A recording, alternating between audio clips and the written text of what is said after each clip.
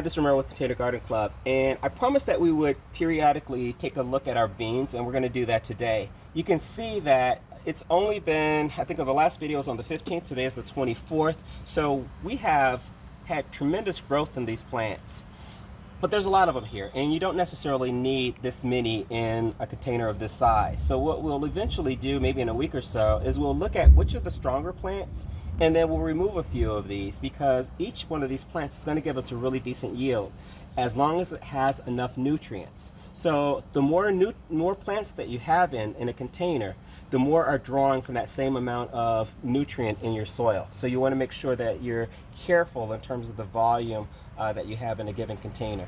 So we're going to take a look at this in about a week or so, see how well it's doing. We'll make some adjustments to it. We won't throw out the other plants necessarily. We might replant them and put them in a different container, but that's what we're going to do periodically.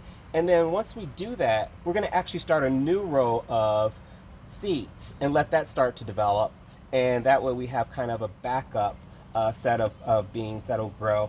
And that'll give us a wide range of beans throughout the summer season that we can depend on to feed a family. So we really appreciate you joining us today. Have a wonderful time, and we really appreciate you again being part of this growing family. Take care.